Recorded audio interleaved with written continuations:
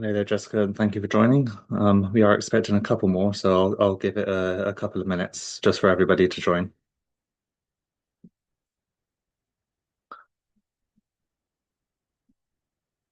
Let's turn off the live captions.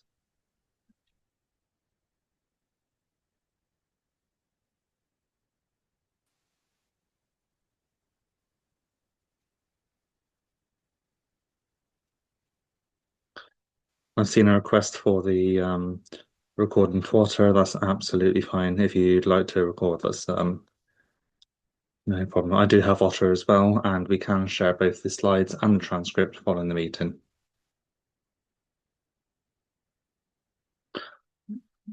I will give a couple more minutes for people to join, but in the meantime, if you kind of want to pop into chat where you're joining from today, optional. You haven't got to. I'm just seeing in the chat now that there are a couple of messages, but I think they're just AI at the moment, which is absolutely fine.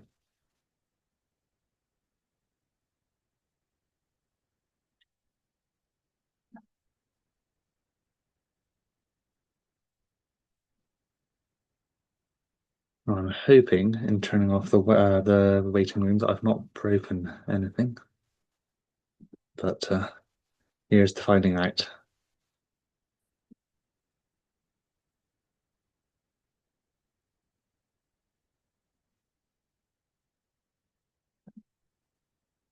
So Jessica, if you are here, where are you joining from today? Are you local in the UK? Are you joining from further afield? You can come off mute if you like. If not, you can come off comment in chat, or you can kind of just listen in. That's fine. The active participation is encouraged, but not essential. If you'd rather just kind of follow along as well, that's absolutely fine. No, that's fine. So I'm joining locationally from Cambridgeshire, Nice. but my company, well, not my company. I work for a charity. I work for Turn to Us. Yes. Um, so I'm joining from there remotely. All all good. I've seen a couple of your colleagues on the registration list. As I say, I'll give it a couple minutes and otherwise we can get started, even if it's quiet. I can share the recording after this and any resources. As I say, if you do have any questions as you go along, please feel free to join. I can see a couple more joining now. So Anita, welcome. Hope you're well as well. And as I say, Anita, where are you joining from today? We've had Jessica joining from Cambridge. I'm in Southampton. Nice. And I trust it's nice and sunny where you are. Both are today. I myself, as you probably hear, am Bristolian, but I live in Rugby in the West Midlands. So I'm about as far away from the beach as you can possibly get in the UK. But we do have aspirations of getting back to the coast in a couple of years when we can.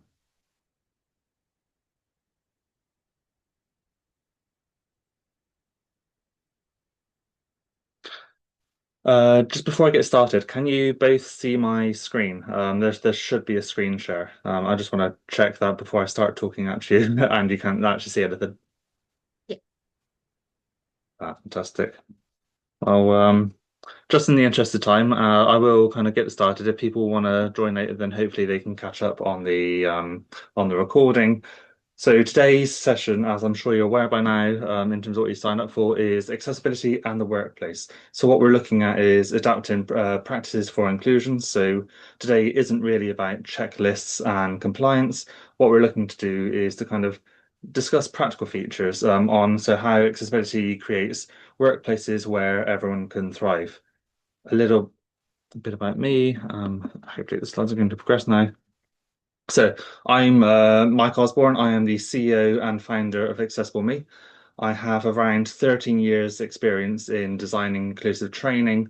My background, though, isn't necessarily in learning and development. Growing up as a young boy, I was inspired by the CGI in things like Toy Story and in Jurassic Park, and I wanted to make the next kind of I wanted to work for Pixar and very much work in that field. My degree is in games technology, so I did my GCSE work experience at a games company. Um, Loved that and saw the animation route into games as a valid way into the industry. Now, in terms of where my accessibility experience comes from, I myself am a neurodivergent cocktail. I have Tourette's, I have ADHD, autism, depression, and anxiety. Um, but my Tourette's didn't really kick in to the age of around 14 years old. So my first experience actually was when I was at school. I sat next to my best friend during art class, and he drew this amazing picture of Scooby-Doo. We were both pretty good at art. And the next time I looked over, he'd coloured Scooby in green. Now, not knowing anything about disabilities, as I mentioned at the time, I kind of made a light-hearted joke. Oh, why have you done that for? And with that, my best friend got quite upset. Naturally, I felt terrible. I'd upset him. I'd upset my best friend, and I might as well have shined a big spotlight on it to identify that he was red-green colourblind. That year for his birthday, I bought him a pack of Crayola pencils, and the lovely thing about these pencils is they've got the name of the color printed on the side. Now, to this day, well, 20 odd years on, he still says it's one of the, more even more than that. He still says it's one of those thought gifts he's got, and something I consider such a small change actually went a quite a long way. And that's the kind of thing that we'll be discussing in today in long along with a few other tips. Now, in addition to that, during my degree, my games technology degree, I took part in a few hackathons or game jams, essentially a sprint to develop something. And one year in 2012, Aardman Animations, the people behind Chicken Run, Wallace and Gromit, they set the challenge of how many accessibility features could you work into your game within the 24 to 48 hours. Now, my team didn't win back then, but I was absolutely blown away by how much could be done in a short space of time. So much so that even though it's quite late in my university computing project, the kind of the final year dissertation piece, I decided to change up what I was doing and really commit myself to this going forward. I am also a recognized public speaker, so some of you who have been to learning technologies, whether that's the conference side of things or whether it's the exhibition, you may have seen me in action. You may have seen me in a few other areas as well, speaking on like the Global Accessibility Awareness Day, for example, and a number of other events. So let's, I guess, start with the problem which we're looking to address. Many HR teams kind of want to be inclusive, but they ultimately don't know where to start.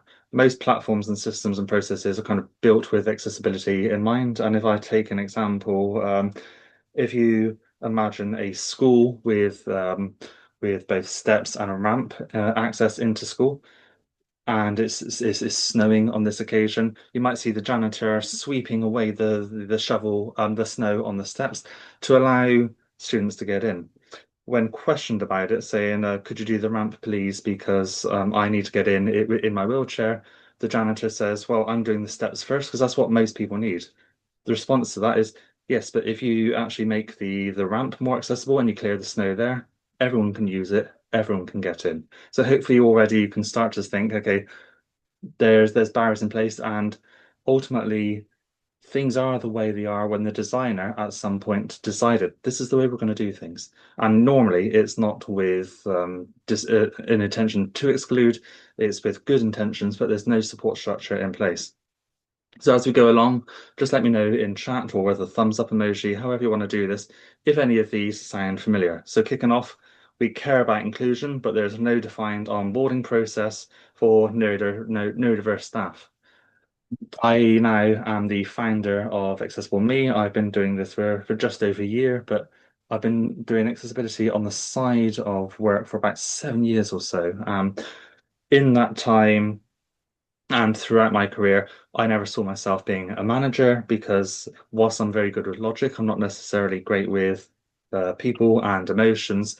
And every time I've gone to an interview, in terms of the reasonable adjustments, I even asked the question to just let us know what you need. And if you are an individual just finding out you're neurodiverse, for example, you might not know the adjustments you need yet. You might not know what's available. And the more research, certainly, that I've done on this, the more I've learned. And there are simple things that you as a manager, you as a friend, you as a colleague can put in place. So just by having the conversation with the individual, but in 2023, I think it was ChatGPT become the thing, and you might have heard or used of ChatGPT, Claude, Gemini, a whole host of different things.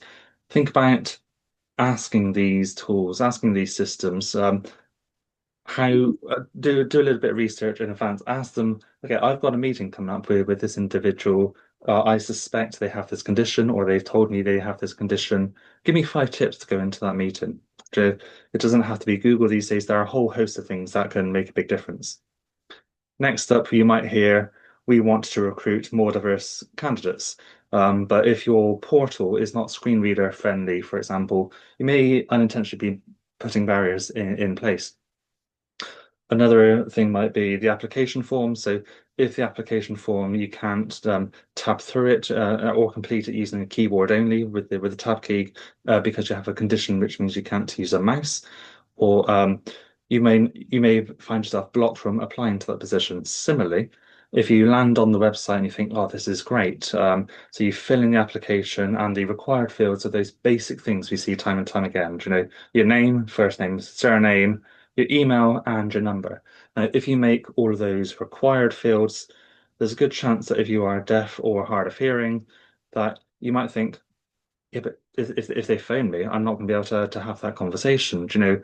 Whereas if you can make the option, the phone number a optional field first and foremost, so have those initial communications through email and see if there's any accessibility needs that the individual has, or best of all, rather than that checkbox, I have an accessibility need and expecting them to kind of disclose up front for fear of discrimination.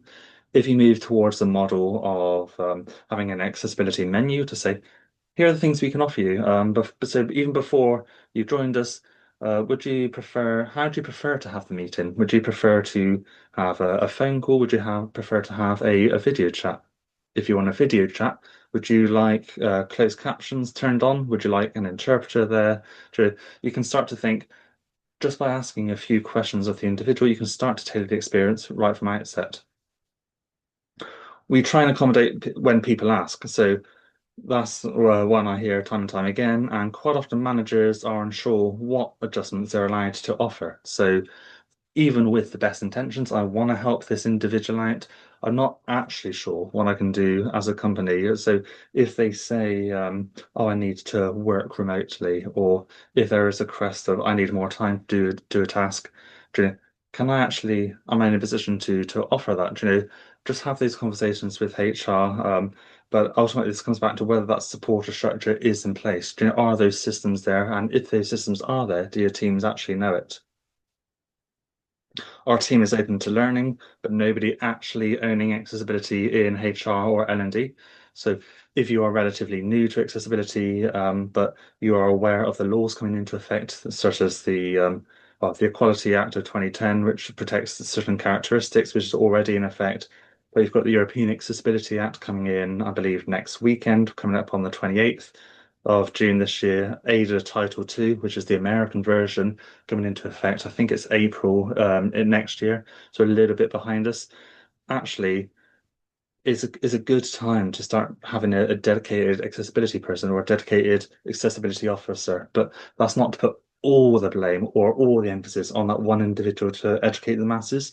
I would emphasize that we can all do our bit.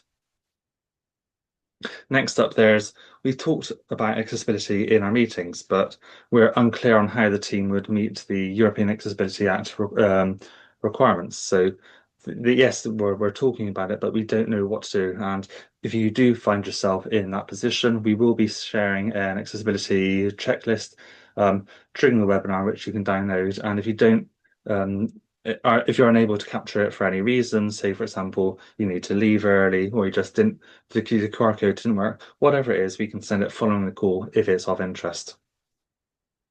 Before I move on though, just to kind of sense check at this stage, has even with these good intentions that are on the left-hand side of the screen and the no support structure in the right, just think to yourself either on chat or even if you're making notes as we go along, do any of these sound familiar? And if they do, we welcome a conversation with you following the call. But moving on in the meantime. What makes it so hard? So what makes accessibility so hard? Why is there often no support? Well, ultimately it's because nobody or no one hands you a playbook. Nobody says, these are the things you need to do. Even if you have the best interest and you look at the Web Content Accessibility Guidelines or WCAG, those are ironically, not written in a very accessible way. They are quite complex, and nobody is there simplifying that learning to make it easily understood. And that's where accessible me comes in. So we simplify that journey. So the strengths of your company might be, well, there's good intentions.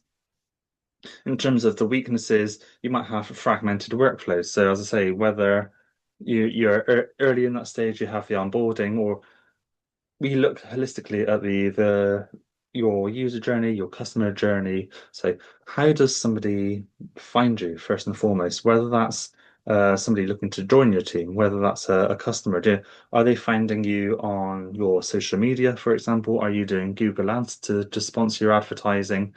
If so, what does that look like? Are you providing alternative text on your images? Because if you're not, you're potentially putting barriers in right from the outset. Then we look at, okay, what's the experience? So if you are a restaurant owner, for example, everything from arriving to your restaurant to being shown your table. Oops, my table was up a step, but I didn't allow somebody to disclose that they have a pushchair or wheelchair or mobility scooter to having the experience as well. Similarly, if we look at learning and development, whether you are in a classroom training, so arriving on the site to being shown the classroom, does the company already know of your accessibility needs, or do you have to disclose this each and every time you come in, which is going to be particularly frustrating, especially if it's mandatory training that you have to do on a yearly basis? It could even come down to your training and LMS. So, is your LMS accessible? Because if not, you're potentially putting barriers in once again. So, in terms of the threats, then there are laws coming into place. I mentioned a couple earlier, such as the European Accessibility Act. There's poor onboarding. So, just think about it. You spend all of this time, all of this money advertising on the different forums, the Indeeds, you have the interviews, and you get them into the company. They join, and then they find the onboarding isn't very accessible. So you've got the diversity aspect right because you found the individual, you got them into the business, but you're already failing on the inclusion.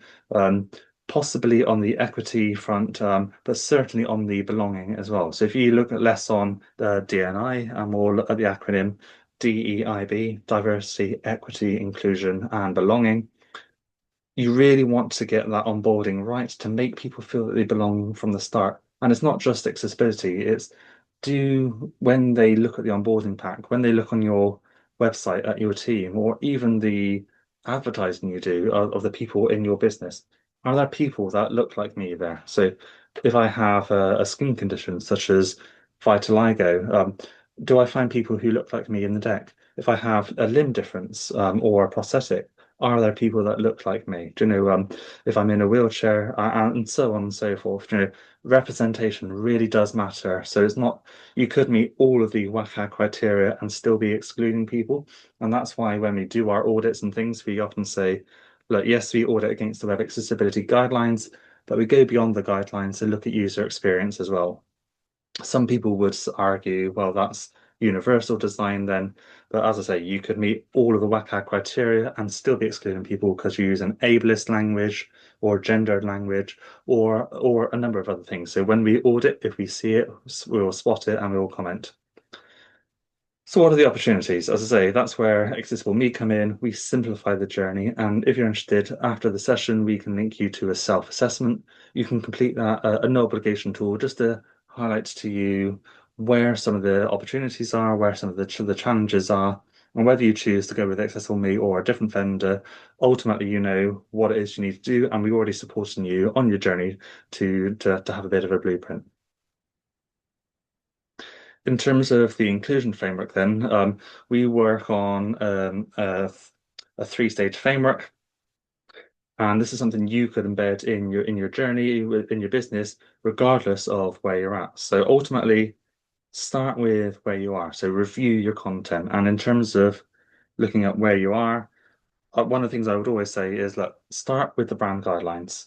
So if you start with the brand guidelines and you can create yourself a color matrix to say, okay, these are my brand colors, what combinations am I able to use? So there are a number of tools you can search online. If you just look at a color contrast checker, for example, you could pop your colors into that, and it will tell you actually you can use this light blue on your dark blue background, but the red on the blue that actually clashes.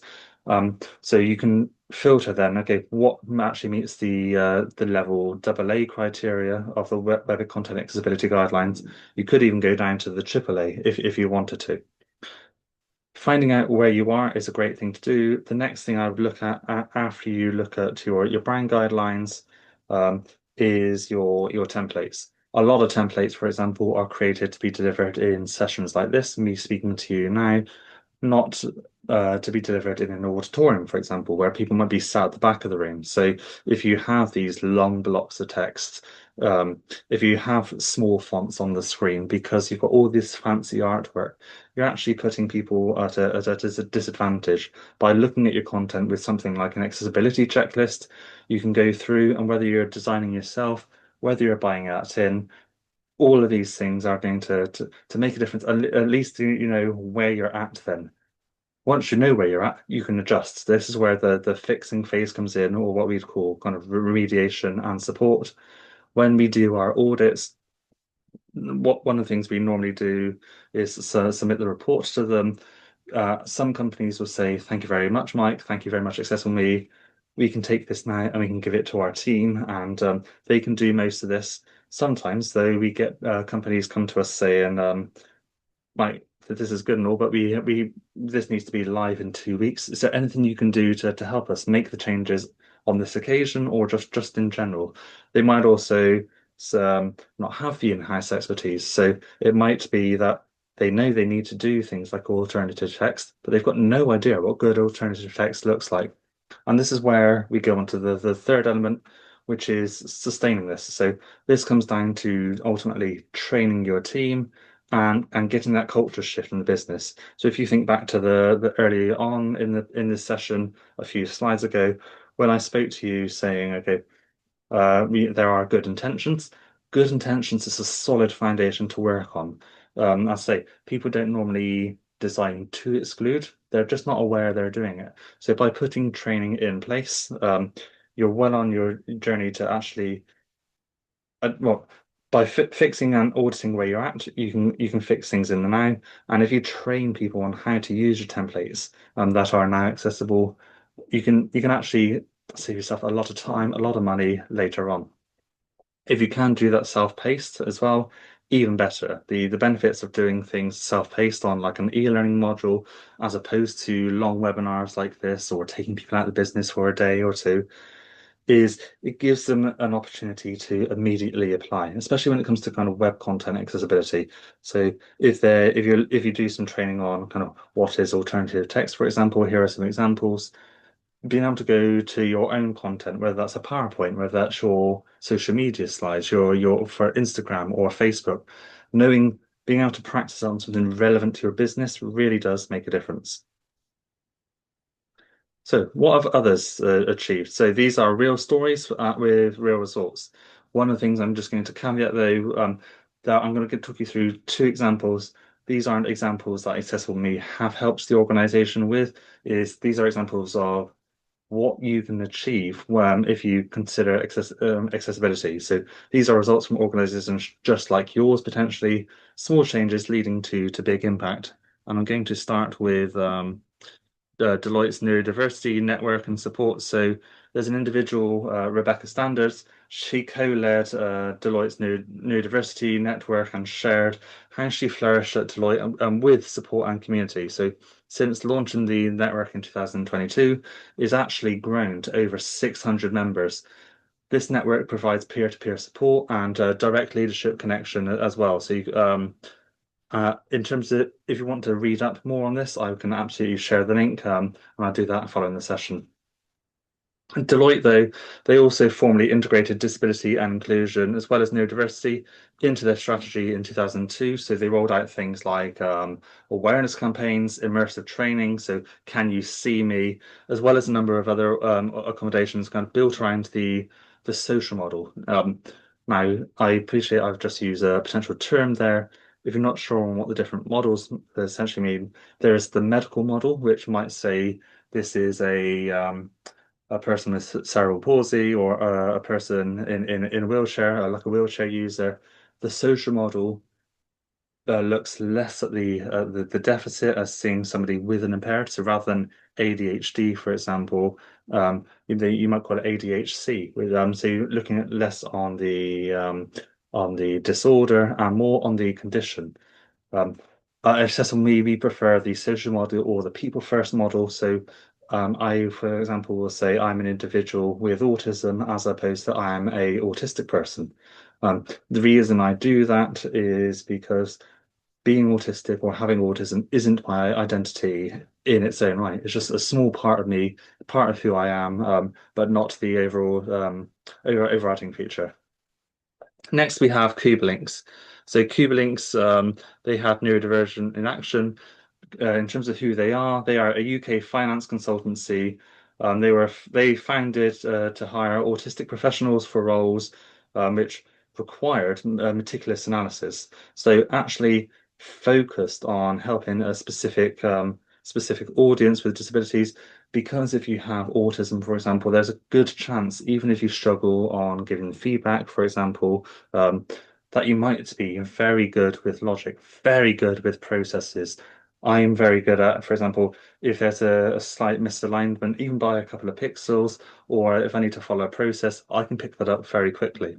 So after struggling with the standard application processes, their first autistic hire, an individual called Jordan Jones, was onboarded through Clear Adverts. And he was given pre-interview assignments, and by doing that, by actually giving the pre-interview assignment, this individual thrived in the organization and oops, I've gone too far. Let me go back.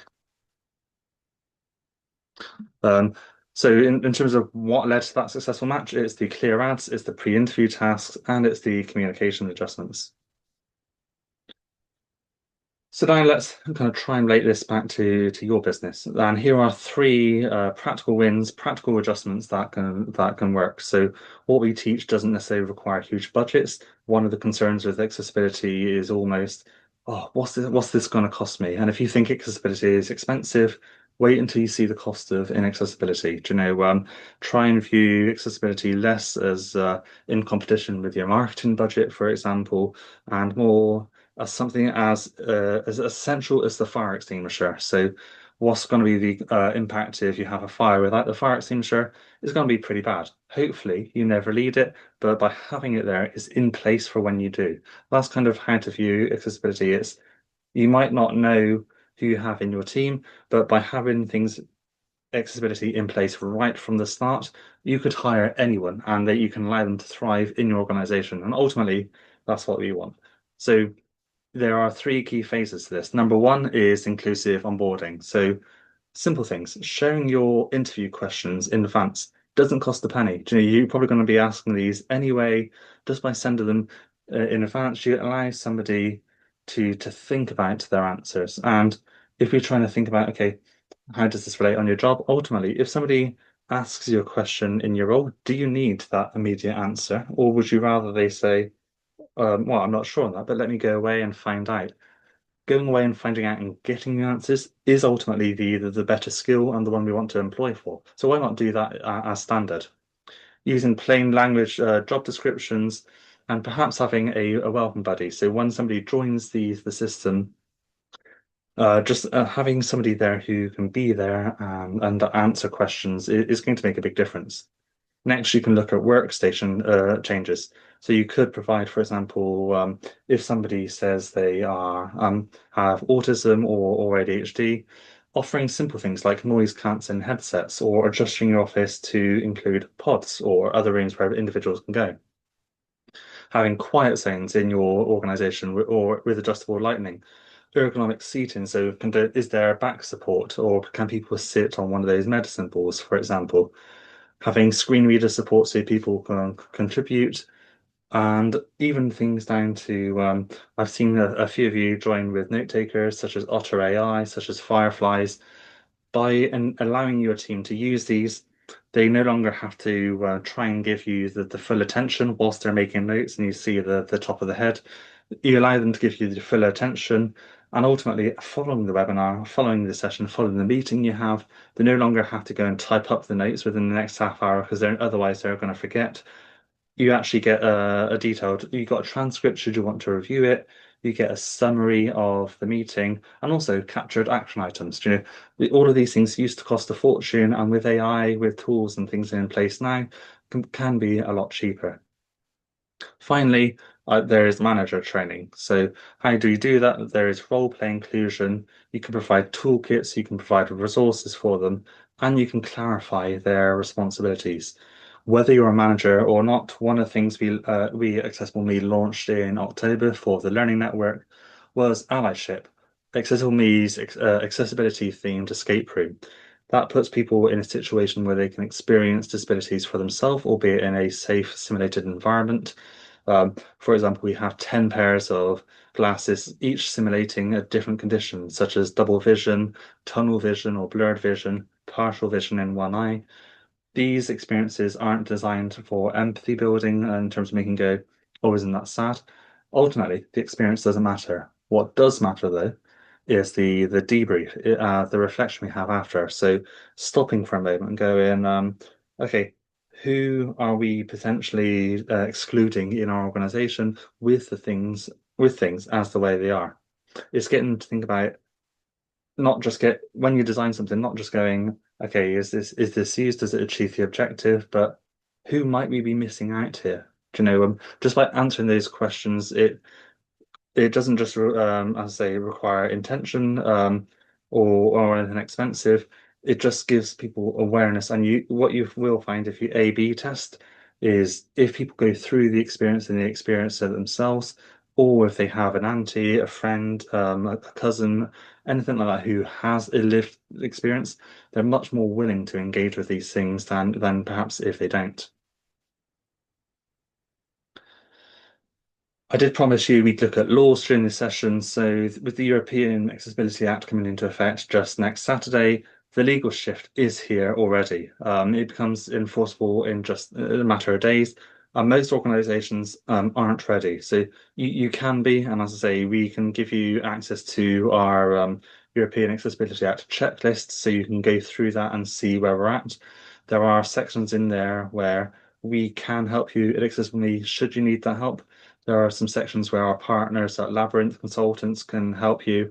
Um, Effectively, it's legally enforceable from June 28th, so next weekend. It applies to your digital services, platforms, and procurement, so looking at your teams as well, and does go beyond your organization. So the suppliers you use, all of those things are now starting to be considered. It is based, as these laws are, on WCAG 2.2. It affects your HR systems, your e-learning platforms, and your internal tools. And there will start to be penalties for non-compliance. Now, I'm not saying that to scare anyone here. I'm not saying that on June 29th, so next Sunday onwards, you are going to be slapped with a heavy fine immediately. But what you will find is if, say, August 1st, you get a complaint because something wasn't accessible to them. And then next year, August 1st, 2026, somebody complains about the same thing and you haven't done anything, then you are probably going to find yourself in a spot of hot water. So don't panic now. And in terms of what you need to do, think about progress over perfection. It's unlikely that with time and budget, you can get everything sorted in a week. But what you probably can do is to go, okay, this is where we're at.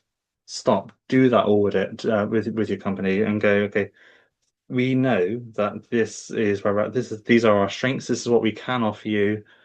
And here are the development areas. With those development areas, here's a timeline. So these are the things that we think are most important to our organization. We are going to do those next. You can expect that by Q3 in 2025, we'll have these things in effect. By communicating with your customer to go, okay, we know we're not perfect, and that's fine. We are on a journey. We're all on a journey. But this is where we're at, this is where we're going. And if you need any adjustments before that, so if you can't engage with our services for any reason, then we can reevaluate those adjustments. So if it turns out you said you're going to do 5 things by the end of the quarter, but actually you did full, and the reasons for that is because there's one of those things you said you do next year, you brought forward. That's fine. Just be communicative with what you are doing. So we do have some instant resources for you to take back. For example, there will be the recording, there will be a toolkit, and there are several checklists which we can make available to you. Uh, some of the checklists, for example, include the European Accessibility Act checklist. What do you need to do? We also have an accessibility checklist for it is geared towards learning and development first and foremost. Ultimately, as I say, you can use that to audit your content, whether that's stuff you buy in, whether that's stuff you develop yourself, and you can use it at any stage of the journey. So if you decide that, okay, before we go from design and development, let's just make sure that our screenshots, our mock-ups are accessible, that we are including people. True. And because one of the things I can definitely assure you, at each stage of the development process, from design to development, from development to release, things get exponentially more expensive. If you have a product which you have to recall because of accessibility issues, that's going to cost you a lot more than just spending an extra 5, 10 minutes, even half a day if needs be, just going through saying, look, what barriers are going to be in place? Is there anything we can do about this before we go to the next page? The bundle on screen will give you, I say, the recording, the workplace, the checklist, and an actual case study pack. So I've given you two of the examples earlier to share with your stakeholders. If you are interested in working with us and you do want to go further, then one of the fastest ways to get ready and prove compliance and show leadership is to apply for our accessibility pilot. The accessibility pilot is essentially a 6 to 8 week onboarding program where we will audit 5 assets. That might be your website, for example. It might be your PowerPoint slides or a document header. Some companies use this to go, okay, I have 20 to 30 people in my team. How about I get each of them to submit 2 pieces of content they have either designed or delivered and get a personal report for them, as well as a company-wide report. So we can help you on an individual basis or as a company. These things is built with the European Accessibility Act and compliance in mind. We have a live strategy call. So at the end of this 6 to 8 weeks, we will sit with your team, we will sit with your people and go, okay, this is where you need a bit of development. This is where your strengths are, and you'll be eligible for the badge of eligibility assessment. So what that does is if we've audited your content or and said yes, this is accessible, then you can put our badge of approval on it, and it's a great way to be able to filter your content to give people that reassurance that this is built with accessibility in mind. Ultimately, you can choose what works for you. So I did mention there will be some resources. There is a QR code on the screen now. You can access that by going to bit.ly with the / AM for accessible me 2505W. I think I've got the wrong month there, but that's fine. Hopefully that's going to take you to the right place. What this is going to give you is it's going to ask you a couple of questions. Which of the things you've heard today are of most interest? Is it the free checklist? Is it the toolkit, or is it the pilot application? Just let us know where you're at with that journey. If you ask for the free checklist, that's fine. We can send that right away. And if that's the end of the engagement, fine. And we wish you all the best on your journey. But hopefully we can jump on a call at some point in the next couple of weeks and hold your hand a bit further if you want to talk about any of the results of the self-assessment, for example, or any other ways we can help you. With that said, I did say that we are going to ask some questions. So there are two on the screen here. Can we start with one team? What we've already done with the scan with a different company? Ultimately, what's on your mind? I know we have about 20 minutes left on the call. I always, in these webinars, try and speak for about 40 minutes or so, spend about 15 minutes answering your specific questions because you would have clicked on that register to join today's webinar for a reason. That reason was you've got a question you want to ask, or you've got something in mind, you just want to learn more. And ultimately, my role here as today's trainer is to try and help you leave with well, the answers you need. So whether that's in chat, and I'm just going to have a quick look at the chat now, or if you want to raise your hand and come off mute, then please absolutely feel free to come and do that. And yeah, let's have a chat. And with that, I might actually stop sharing, albeit so I can see some of you. I haven't quite done what I expected. Yeah, whether that's Anita, Edward, Jessica, or hopefully I say this right, Radhika. There's a couple of you on the call. I appreciate you may be doing other things. So if you want to ask questions, I am absolutely here. But I say there is no pressure at the same time.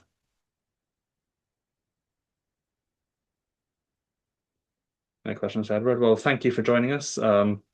It is great to see charities like yours. I did see there are a couple of you from Turn to Us joining today, which is absolutely fantastic. If you do want to kind of, I say, no obligation chat in the next couple of weeks, just to, even if you want just to look at the front page of your website, for example, we can absolutely do that on a no cost basis. The pilot is all around helping you find out, okay, is this right for you? Is this something you want to do? Anita, thank you very much. Always, I'm glad that you find my posts interesting.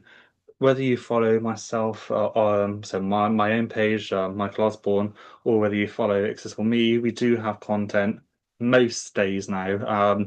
If you want that to land in your mailbox, you can support to the what's the word? I think there's like a one of those LinkedIn newsletters, and so you can see that as well. Edward, thank you for joining so much. Jessica, again, no problem.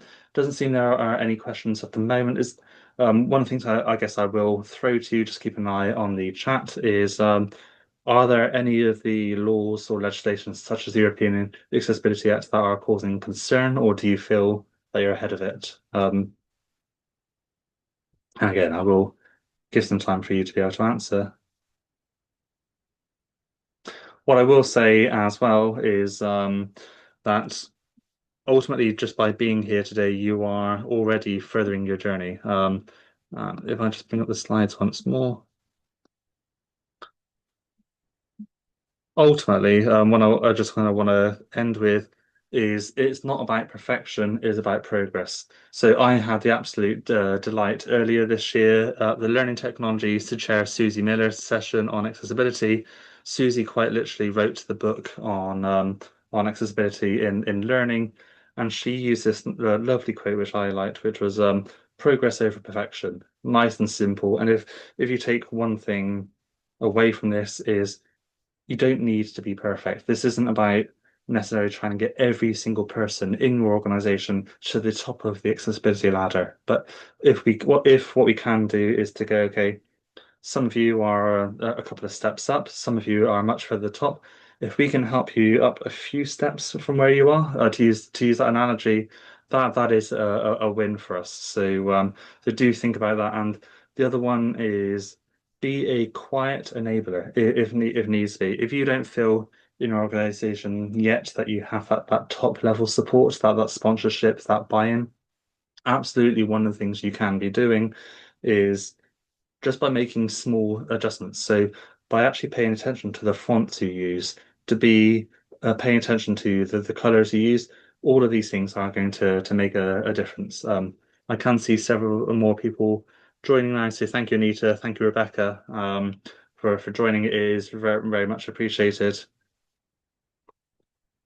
And I think Jessica, you may be one of the few left. So just before you leave as well, do you have any final questions or thoughts or even feedback that that you want to cover before the end of today's session? No, really, really useful, and really clear. So thank you. Yeah, Fantastic. really, really lovely. Thanks so much for your time. All good. Well, thank you so much. And if there isn't, I can let you buy back quarter of an hour, which is always a nice win. Do look out for this. I will be posting the recording on YouTube and I'll send that out as well. So if you do want to share it internally with your team or whoever else to do, you can absolutely do that, but there is no obligation. So again, if you have any questions at any time, you can reach me on LinkedIn, by email, however you need to. And yeah, the only question I say is a silly question is one that's not answered because or asked because if you have it, there's a good chance somebody else will. And these questions that we get in often form kind of our blogs and content is always anonymized. So we're not saying, oh, so and so in this organization doesn't know this. We just try and figure, let's educate the masses whilst we're here. So yeah, with that, I just want to thank you very much for joining and yeah, wish you all the best on your accessibility journey. And if you can support that, great. Thank you so much. Thank you. Thanks lots. All right then. Have a lovely day. Cheers. Thank you. Take care. Bye-bye. Take care. Bye. Bye.